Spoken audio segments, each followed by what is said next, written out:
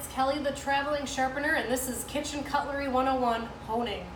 Honing is important because with normal use of your knife, the microscopic serrations that make your blade actually fold, giving your knife the feeling of being dull.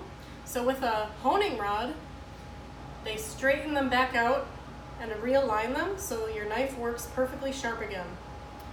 So honing rods come in 3 common materials, the first one being steel, and you'll see these, they usually come with your standard knife sets. They're metallic looking, and then you have ceramic.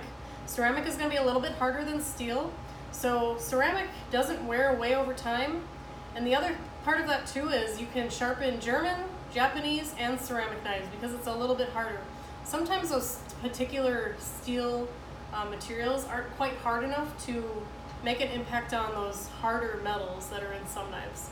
So this makes a really good go-to steel because it covers everything, and like I said, it doesn't wear away over time. It's a really good solid steel.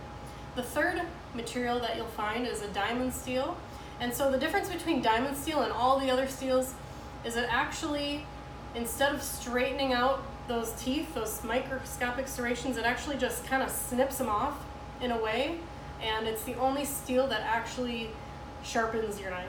So I don't usually recommend it. A lot of the butchers like to use the diamond steels because it gives them more of a toothy edge on their knife, which is good for cutting through ligaments and all those meaty, hard, kind of stringy materials that they have to cut through. So this is my go-to. It's really the only one I use. It's the only one I sell. I love it. And everyone I've ever sold it to has loved it too. So now let's get into how to properly hold and use the steel or the rod. The easiest way for beginners is to have your honing rod in your hand upside down and have it held against a really sturdy surface. I have my rubber-footed cutting board that I'm gonna have it on.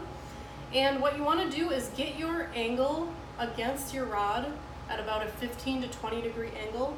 The angle isn't super important. Unless you're coming at your rod at a 90 degree angle, you're not really going to hurt your knife at all. Because again, we're not sharpening it, we're not putting an edge on our knife, we're just straightening out that very fine edge that has rolled over. So you want to start at the heel of your knife and work your way to the tip of your knife. So it's really important that your rod is longer than the knife that you're honing, because you don't want to run out of rod before you get to the end of your knife. You want to make a clean pass with your knife on both sides.